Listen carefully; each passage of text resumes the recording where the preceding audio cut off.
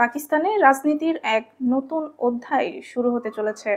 দেশটির পার্লামেন্টের উচ্চ কক্ষ সিনেটে পাশ হয়েছে বিতর্কিত ২৭তম সংবিধান সংশোধনী বিল, যার মাধ্যমে সেনাপ্রধানের হাতে আরো বেশি ক্ষমতা চলে যাচ্ছে এবং সুপ্রিম কোর্টের ক্ষমতা ব্যাপকভাবে সীমিত করা হচ্ছে। রাজনৈতিক বিশ্লেষক ও বিরোধী দলগুলোর দাবি, এই পরিবর্তন পাকিস্তানের গণতন্ত্রের ভিত্তিকেই নড়বড়ে করে দেবে। রয়টার্সের খবরে বলা হয়েছে, সামরিক প্রভাবের জন্য কুখ্যাত পাকিস্তানে এবারও সেনাবাহিনী ক্ষমতার বলয় আরো দৃঢ় করছে। বিরোধী দলগুলো বয়কট করার সংসদে তেমন কোনো বাধা ছাড়াই মাত্র ৩ ঘন্টার মধ্যে বিলটি সিনেট থেকে পাশ হয়েছে। এই সংশোধনীর মূল কেন্দ্রবিন্দুতে রয়েছেন পাকিস্তানের বর্তমান সেনাপ্রধান জেনারেল আসিম মুনির।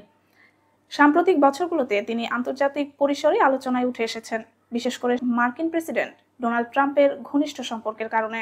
ট্রাম্প তাকে নিজের প্রিয় ফিল্ড মার্শাল বলে অভিহিত করেছেন। নতুন সংশোধনের ফলে মুনির এখন শুধু সেনাবাহিনীর নয়, বিমান ও নৌবাহিনীরও সর্বোচ্চ কমান্ডার হবেন। অর্থাৎ পুরো প্রতিরক্ষা বাহিনীর চূড়ান্ত ক্ষমতা এখন তার হাতে কেন্দ্রীভূত হবে। এছাড়া তার মেয়াদ শেষ হলেও তিনি পদমর্যাদা বজায় রাখবেন এবং আজীবন বিশেষ নিরাপত্তা ও সুবিধা পাবেন।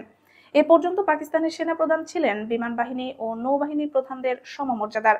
তাদের উপর আলাদা একটি পদ ছিল, joint chief of staff chairman, যা এখন এই সংশোধনের মাধ্যমে বাতিল করা হচ্ছে।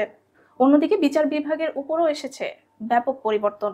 এতদিন সংবিধান সংশ্লিষ্ট মামলাগুলোর শুনানি হতো সুপ্রিম কোর্টে, কিন্তু নতুন আইন অনুযায়ী এসব মামলা এখন থেকে শুনানি হবে এক নতুন ফেডারেল সাংবিধানিক আদালতে, যেখানে বিচারকদের নিয়োগ দেবে সরকার নিজেই।